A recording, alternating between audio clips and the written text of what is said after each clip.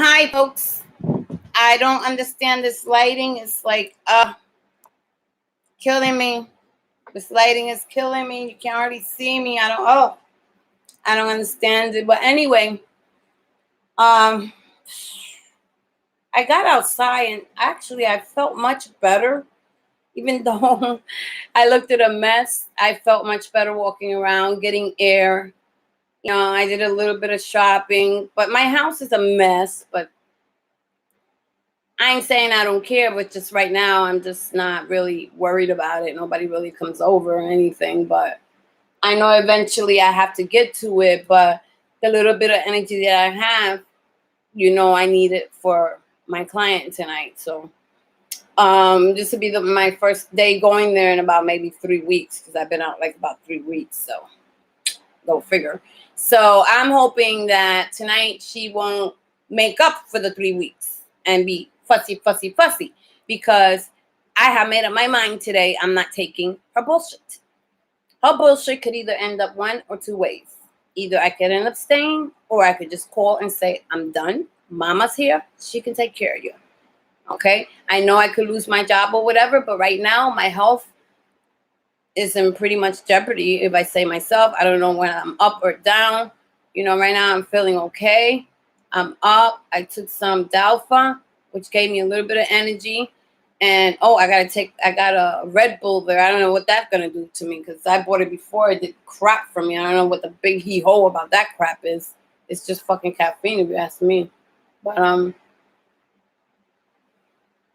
ready to do these 12 hours and ready, but I'm not ready.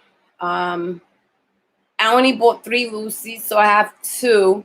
So it's gonna be hard for me tonight because I'm always used to going downstairs every 2 hours or 3 hours and take a smoke. But I really, really, honestly, not supposed to be smoking, especially now with the bronchitis and the asthma. I have to give it up, folks. And see, that's what I'm saying. All these detoxes and everything, but I know smoking is like really not good for me at this point. It's just not good. I won't give up the coffee. I'm not planning to go on a withdrawal coffee thing. As long as I have 1 cup of coffee a day, I'm fine. That'll kill all the other bullshit. I don't need 10 or 12. Just got to have that 1 cup in the morning. So I'm happy with the 1 cup in the morning. So I didn't hardly have, I had 3 cups today. I'm having one today to get me kicking going. But this is what messes me up. These night shift messes me up. Like I spent the whole week actually being normal and my days were normal. My nights I slept. My days I woke up. But now I have to sit for 12 hours with my eyes fucking wide open. There's times I could get 2 or 3 hours in, but family members are there now. Now I have to sit in a chair, which is going to be the worst night of my life. And I know it because that chair is hard as a rock. So mama done took over the couch.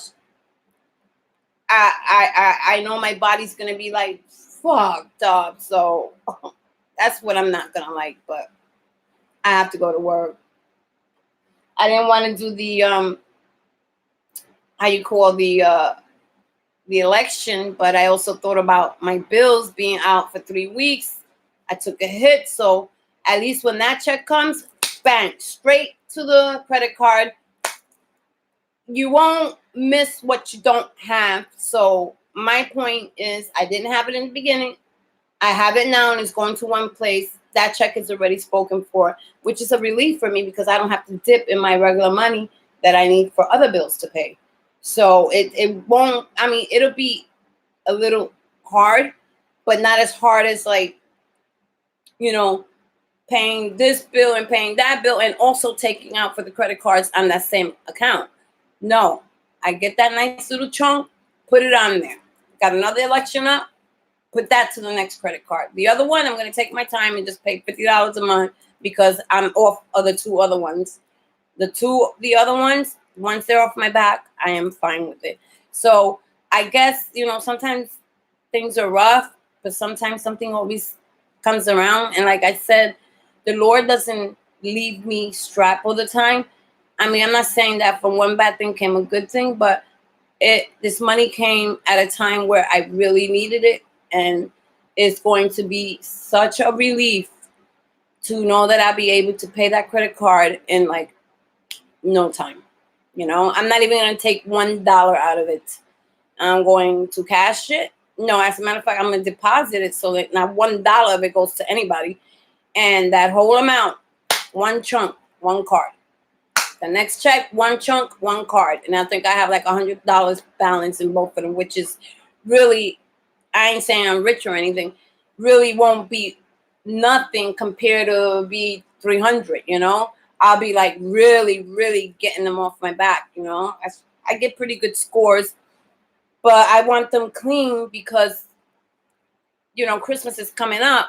But I'm going to try to see if I could do this thing that's called Sync, where you take money, like you could even take $12 a week out your check, and put it away until you reach 6-7 months where Christmas is coming, or I can make it $50 a month, a week, put it in before you know it, boom, put that on your credit card, whatever it is you're going to buy, turn around 2 weeks later, boom, and pay that bill.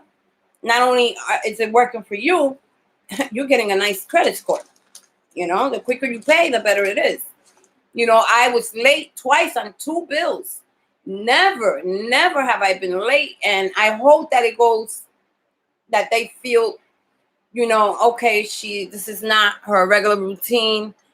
We just let this slide. I hope they let it slide. If they didn't, well, it goes against my score. It'll take me a while to get that out of my thing. But I kind of liked it when I look at my thing. It says 0 balance, 0 this, 0 late payments or not. I don't want to, but listen, when I got sick. There was nothing I can do. But I feel okay today. Tomorrow, I don't know how I'm going to feel. And I was told never to worry about tomorrow because tomorrow's coming anyway. So it's just like the night shift really messes me up. But good thing I don't have to work till like Friday. But being that I need to make up some time, I'll probably call in on Tuesday or probably go in Monday and go ask for a case so I could start getting that third day. It's just to help get my credit cards done, They're not really ruining my life or anything. Thank God nobody's banging on my door. I don't got collectors on my back, but I don't like things hanging on. And, I took a really bad hit this month. Since I've been detoxing, I've been losing a lot of time, I had the PTO, I took it, now I have nothing left. And thank God this election thing came around, because that is a big blessing to me, and that it's going to help me so much get so much out of my way, where I don't have to sit and have to be worried about that. I don't have to dip in my money. The only thing I dip in is to take care of the regular bills. That's a blessing. That goes straight. It was given to me for a reason, and that's what I'm going to use it for. Another thing I want to say is like, with the Klonopin thing, I know it is the Klonopin that's making me feel the way I feel. The Celexa, I decided I'm not going to take that anymore. I took it 4 times, but not every day. Like 1 day here, 2 days later, 1 day here. I won't be touching that. I don't know how my depression is going to be, but I got to find a different way, because Celexa is clozapam, whatever the fuck it is. There's nothing good about it. The withdrawals are horrific, and I can't do that. And now with me being on 6 milligrams of Klonopin before, and just in 30 days, I went down to 2 milligrams. It was hard. And it's still hard, but what I've been noticing is like, I do wake up a little, but it's not really, really withdrawals. It's withdrawal, but not really bad. Like, it could be worse. Like, some people would say, like, I don't know how you did that, but don't think I did it and not paying for it. I am paying for it. But I feel like it's getting lighter and more easier to deal with. If I can just find something to do. But like cleaning house, I don't find it to be, I don't know. I'd rather be outside walking the dog or shopping or doing something. For me, that's more therapeutic than cleaning the house. Nobody comes here, so I don't really care. But I do in a way. But right now, I'm just trying to concentrate on me. And as I sit here, I really don't want to go, but I have to go. You know, today's my first day back. And I just hope it's not going to be a good day because I have to sit in that hard ass chair all night.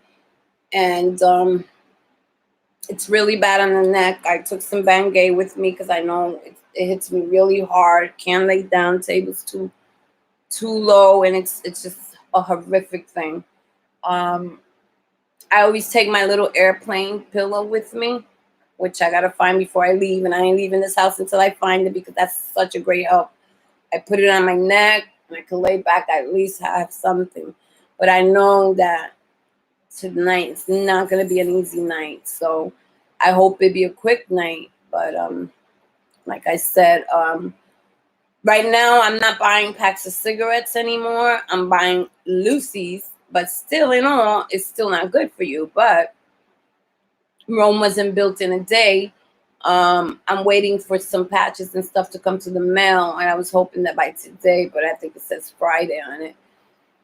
They're much cheaper on the internet than they are in the stores, and they did help me, and I managed to do 3 months without it. But then when I saw the weight gain, I was like, oh no, I'm fat.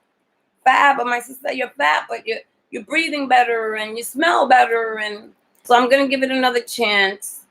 You know, it's a psychological withdrawal, really. It's what it is. Because once a week is over, the nicotine is out of your body. A week and a half, it's out of your body. The rest is psychological. It's like a brain torture. Like, you know, I find that after a week and a half, my sensitivity and smell is like really, I could smell somebody's cigarette and it stinks to me. And I'd be thinking, wow, that's how I smell when I'm around people. You know, people don't say anything, but when I smell on somebody else, it turns me off. So I can imagine what people feel when I smell like that. But, you know, to each his own. So I'm going to try. So I know that with everything that I'm dealing with, this has got to stop. It really has got to stop. And I'm going to try my best by not bringing any. I have 2 left. So it's really a will. You know, it's hard.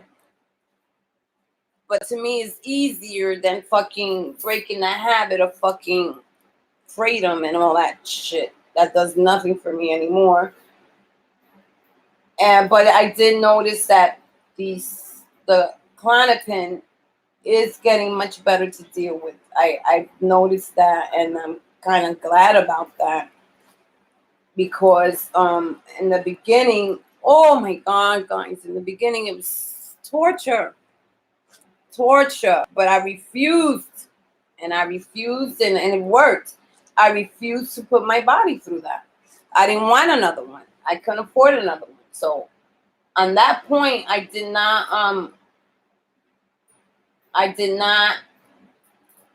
up my medication or anything like that.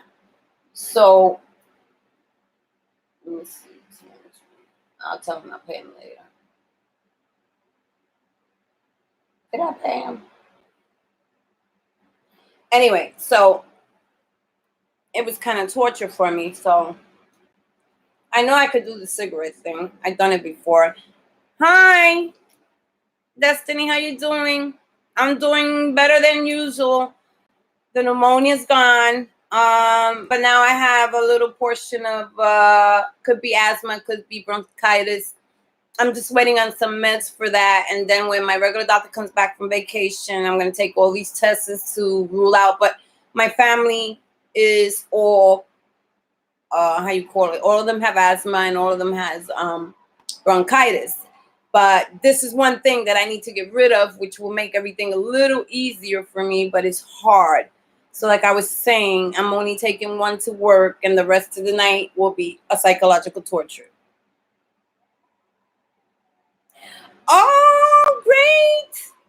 Did you get any Dalfa? Mommy, that is the best thing. And the best thing too, which I think to me is better than Dalfa. Dalfa is helps you with the getting your endorphins and your dopamine levels up. But the Agmentine helps with the withdrawals. Absolutely. That was my best friend when I did Kratom, was the Agmentine. It really does help. It really does help. No supplements at all? Okay, to each his own. But that does help if you ever want to give it a try.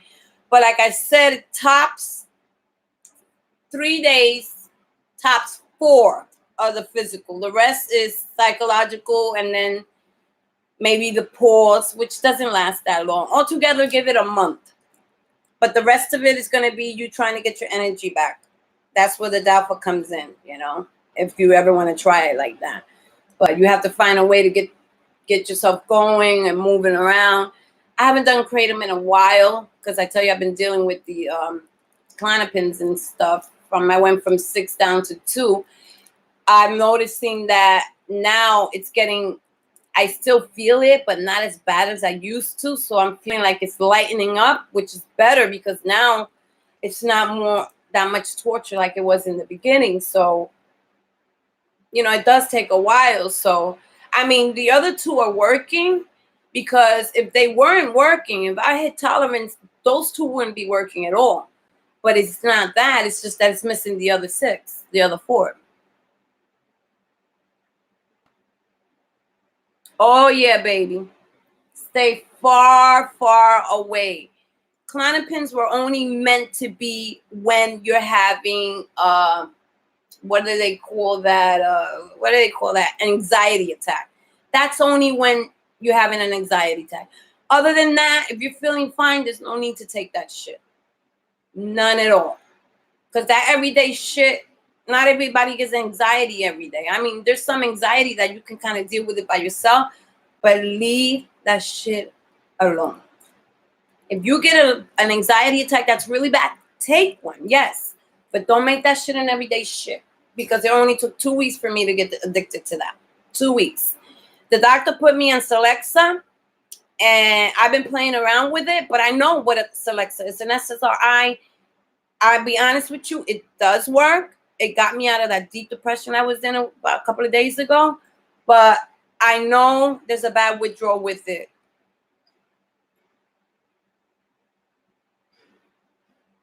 Yeah. See? 0.5. He gave me, I think, a 20 milligram or something like that. And I walk around with it. I don't know why, but I only take it when I feel that bad depression coming on or something. Yes. But other than to take it every day, I'm not doing it, Destiny. I'm not doing it. I'm not going to do that to myself. And he looked a little bit upset because he kept asking me why I'm asking so many questions about it. Yeah, this is 20 milligrams. Imagine that. 20 fucking milligrams. Like, seriously, like, trying to kill me. Like, no. I'm only going to take it when it gets really, really bad. Other than that, not going to happen. I made that decision yesterday. I said, I'm not doing it. I'm not putting myself through that. I'm not going to take that Celexa every day. Sorry, but only when I feel the need, that my depression has to be really, really bad for me to take that. Other than that, I'm not gonna. Because anything that feels too good that fast, I'm not fucking with it. I'm not fucking with it. The benzos, they're now starting to settle down a little bit. That bullshit about that 6 milligram is starting to level out now.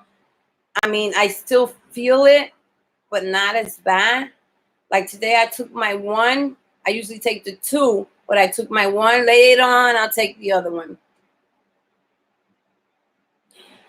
Yeah, I'm having window periods. Yep. Sometimes I'll have a window period of 3 to 4 days. But once the 4 days come, it's a wrap. It's a wrap. Yeah. I remember those window periods. And they fool you into thinking everything is all right. And then bang! I'd be wishing on the 3rd day, please let me have 1 more day. If I could pass 4 days, I'd be fine. But no. but I have window periods, and I'm having a window period now, and I'm taking advantage of it. But this morning I got a little bit very nervous because I was feeling fine for the last 3 days, and then all of a sudden I woke up, like I was sleeping and I felt it. I said, oh my God, please don't make me go through this, Destiny. I was like, don't make me, please. I don't want to feel this. But on the contrary, it wasn't that bad. Like, it could have been worse. I could have been tossing and turning, but I'm taking my magnesium, which helped. But, I got up a couple of times, but it wasn't as bad as it was in the beginning. It seems like it's starting to level out, which I'd be so glad. So I figure maybe in a couple of months, that shit will just be done, That's why I decided that the Celexa, yes, it works. It took everything away from me, but I don't want it. I don't want it. I don't want it. I don't want it. I don't want to deal with the withdrawals. Even my friend says, there's serious withdrawals. I looked it up. But the half-life of it is 20 hours. I don't care if it's 5 to 10 hours. I don't want to deal with it. I don't want to deal with it, I love my window periods. I take advantage of them. Like today, I'm having a window period, which is good because today is my first day back to work after 3 weeks. And then I don't have to see them again until Friday. So all that time in between, I'm resting, trying to get my groove back, and, but it's been really, really tough, Destiny. I was in a really bad spot for about a week. I really wanted to hang everything up. My body, I didn't know what was going on with the pneumonia. Sucked everything up. I felt kratom withdrawal. I felt Klonopin withdrawal. I felt Suboxone withdrawal. And you know what the doctor told me? When I kept telling him about the withdrawals that I'm feeling, he said, I've been off of Suboxone, according to his paperwork, is February, but I really started in January. He said the last thing I gave you was January something. He said, you've been off it since February. He said, I got news for you that even though I've been off of it for a while, there's still going to be periods where I'm going to feel it. I'm like, seriously? He said, yes. It's not something that's going to go away. You've been on it for 4 years. Your physical withdrawal is over. But he said the pause could take quite a while. And I kind of believe him. But he's kind of taking and trying to change the story around because I don't feel it's the Suboxone. I feel it's just the Klonopin. But like I said, if I keep having the periods that I'm having, like all week I was okay. But for like the last 2 days, I'm a little bit feeling like funny. Like at night, like, oh shit, it's coming, and I start, oh my God, getting worried. And then after like an hour, I go to sleep, it passed, I wake up, but I wake up feeling very low energy. I just be happy when that comes back.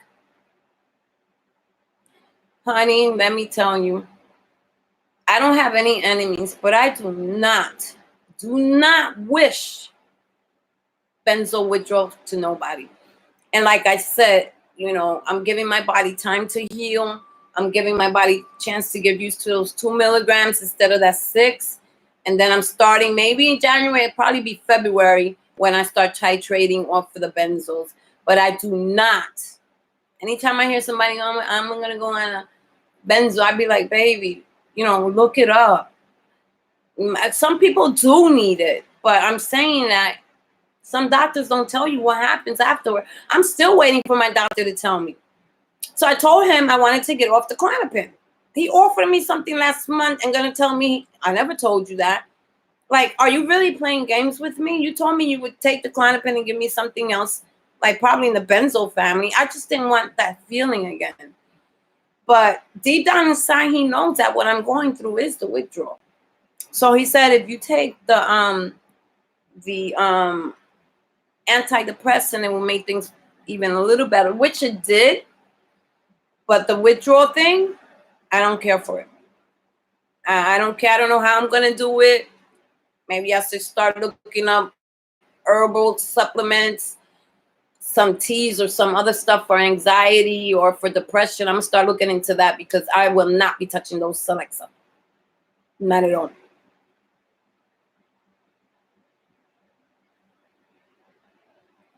Yeah, they should. But you know, with everything that's happening with the medical people getting really tight on the psychiatrists for over prescribing, you know, I don't want to be one of those victims where I come in one day and he said, "I'm sorry, I have to take you off, so I'm going to start you on a quick withdrawal." You know what that is? A quick. He said. I said, "Well, what? How we started it?" He said, 25%. What? Now you know.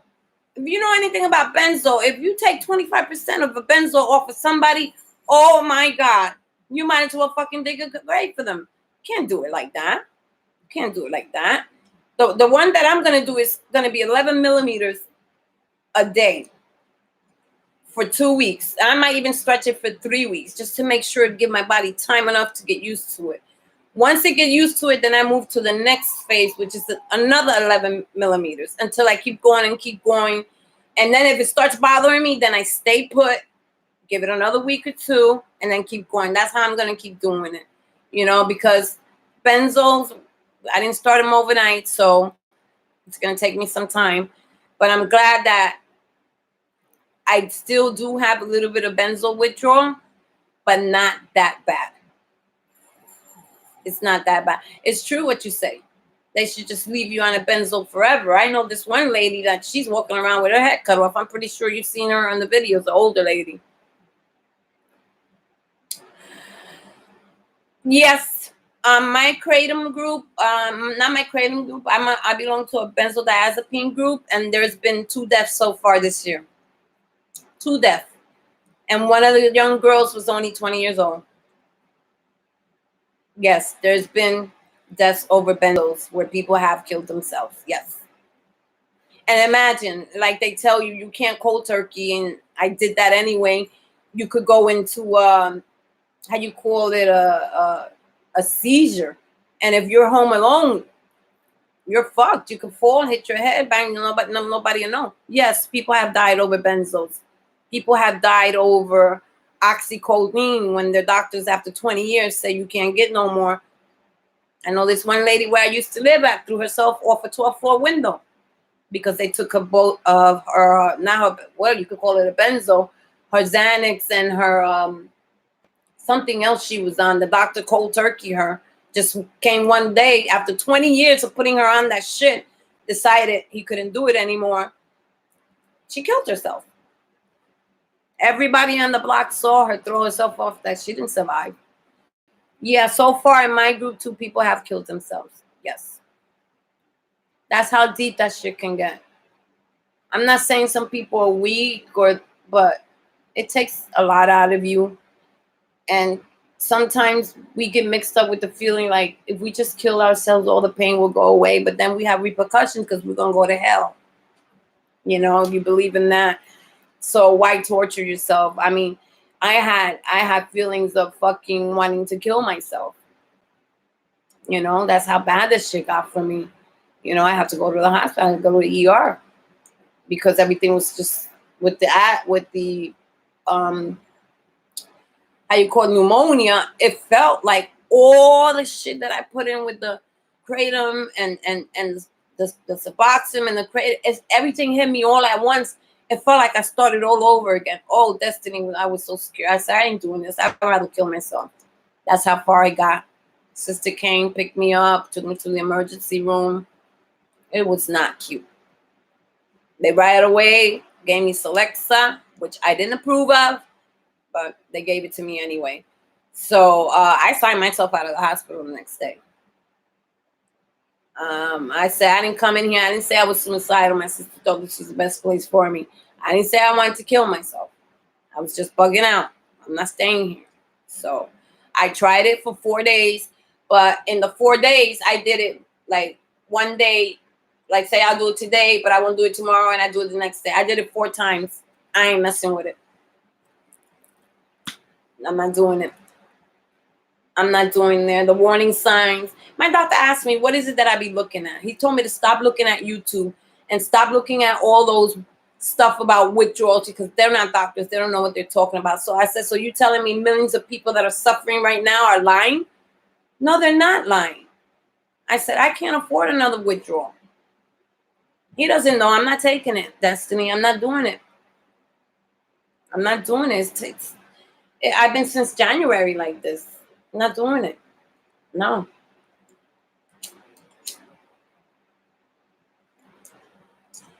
I don't even want to do a 0.5.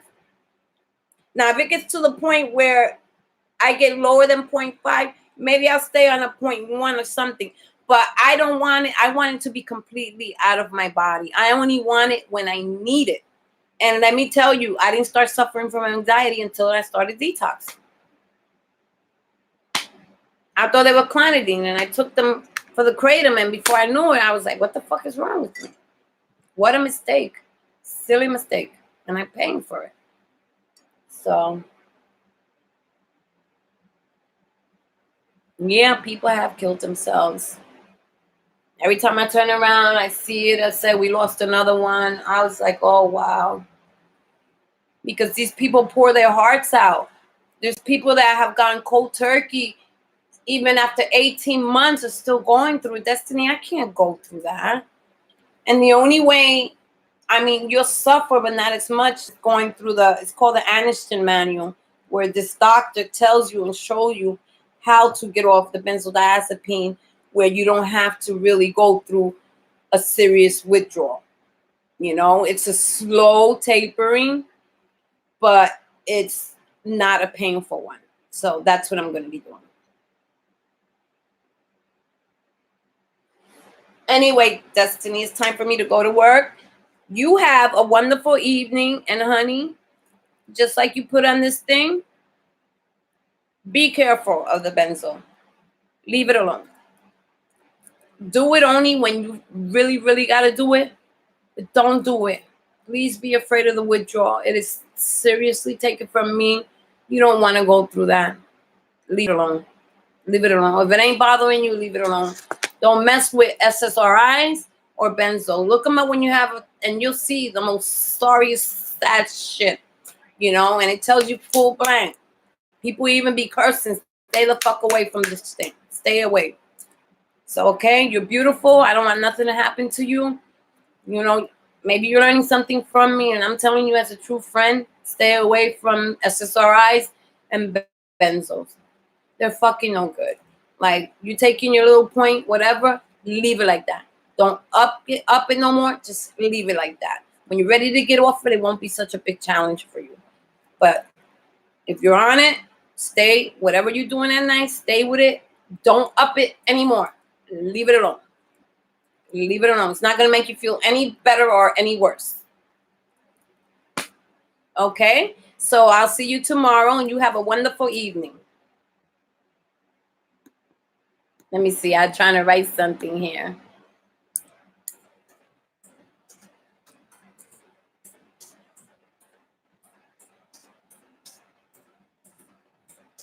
Look at me on my first day. I'm late. Stay sweet, Destiny, and have a good evening. And thanks for coming on. Bye-bye, sweetie.